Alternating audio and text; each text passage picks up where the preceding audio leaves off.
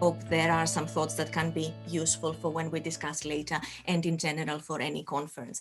So an abstract is an indication of what the paper is about, what you're going to talk about, what is your topic, what is your theme. And this is possibly the place where you're going to address the issue and the methodology you're going to use. And you may, but need not include your conclusion. And that is completely up to, on the one hand, it depends on the topic. With some topics, you can easily say, this is the topic, this is the conclusion, the result I want to present, and then the paper is about the process. With other topics, it makes more sense to say, this is the topic, this is what I want to discuss, and then present the actual result, the conclusion on the day when you present your paper. It's also a matter of preference. I never do it like that. I usually say, this is what I want to talk about. This is how I'm going to go about discussing the topic. And then on the day, you see what is the result. The abstract that you're going to submit is going to be read by the committee. All abstracts are read by at least 2 people, and Ian and I are going to read every single one of them. And the other members, there are 5 other members, committee members, and depending on their topic, we divide the abstracts and they read them as well. And the abstracts are also published online ahead of the conference. In previous conferences, you would also get a booklet on the day. We're trying to get away from that, save the forests and all that. So it's going to be all online. And this is how the people who are attending the conference know what your paper is about, what your the panel, if you're part of a panel, is about, and then they can decide what to attend. And of course, the abstract and the title is what advertises your paper to the world, but in the first instance is what allows us to put the program together in a meaningful way. We need to know what the paper is about and how the papers can be grouped together, how the panels can be scheduled and put in on the program so that we do not have topics or papers on the same topic happening at the same time, because usually, and we will see how things are going to happen next year with a hybrid version of the conference, but there are many parallel sessions at the same time. So the abstract is the advertisement of your paper. What it is not is a whole paper. So do not think that you need to have your paper written out completely and then the abstract is just a summary of that. It is only what you are planning to do, and as I said, how you're planning to go about it. So it is not a whole paper, it's not a mini version of the paper.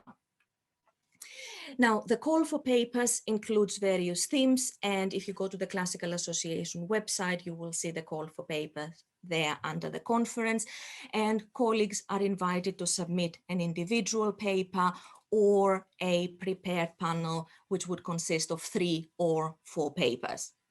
If you want to present a single paper on a topic of your interest, you may want to link it to the themes in the call. That makes sense to have a finite number of themes, and then the individual papers can fit under one theme. And if you submit a single paper, then you will be put into a panel of papers with a similar theme, with a similar focus. But if you are in touch with colleagues discussing a particular theme or topic, if you think that this topic will be better covered by listening to different approaches, if there is a common theme or topic and you can present different approaches to it, say, I do not know, language teaching in secondary school, then you can submit a panel together. So this is 3 or 4 papers that are already grouped together as a panel. And if that is the case, we ask that there is a small introduction to the panel. What are these 3 or 4 papers all about? So the theme and the direction of the panel, written by the panel convener, and the panel convener is whoever of this group of 3 or 4 people decides to collect the individual abstracts and send them all together. So just a small introduction of about 200 words, and then the individual abstracts, which are 300 words each maximum. And we are asking, if possible, to submit this all at the same time, because as I said, then it is a group ready with a theme. There is one of the topics, pedagogy, outreach, and technology, included in the list of topics in the call for paper. And this we have left deliberately open and, if I can put it like that, vague enough, because then any paper on teaching could fit into the conference. Anything that has to do with teaching fits under pedagogy. Now, a few thoughts about how one writes an abstract. Include an introduction. What is your topic? If applicable, how did it come about? Is it your own research? Is it something that came out of classroom experience, something you taught, the way you teach something new you tried? Did it arise from the current situation? Is it something that is widely discussed in the press at the moment? Is it a reaction to a government initiative or legislation? What brought the topic about the paper about? And then only a bit about what you're going to do in the paper. Are you going to present results? Are you going to discuss an approach? Are you going to compare and contrast? What are you going to present during the paper? And you may, but you need not include bibliography. With some topics, it may make sense. With others, it doesn't.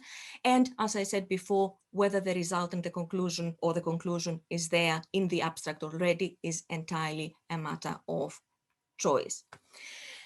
A good abstract is concise and precise, and it is simply written in simple terms without unnecessarily technical vocabulary. It's ultimately the topic that is going to attract the delegates to your paper. This is not an exercise in rhetoric.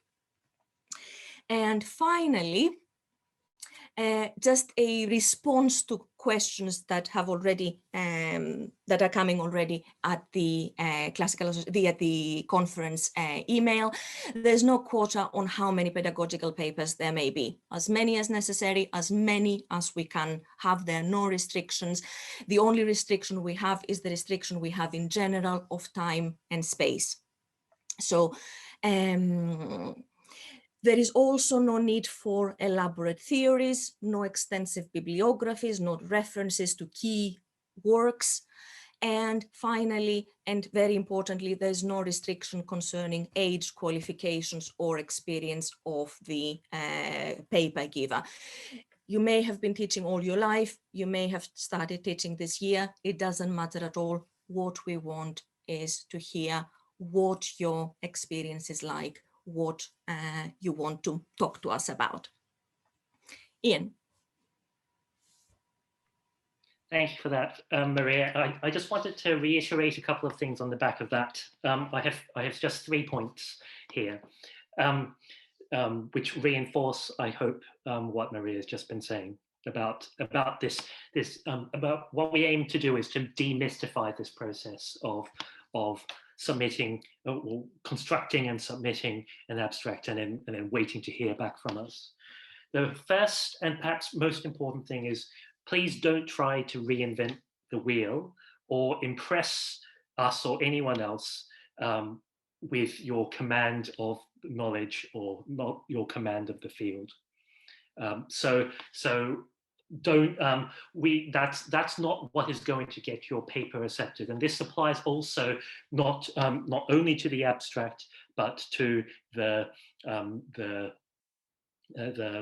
paper itself as well. So don't try and do too much.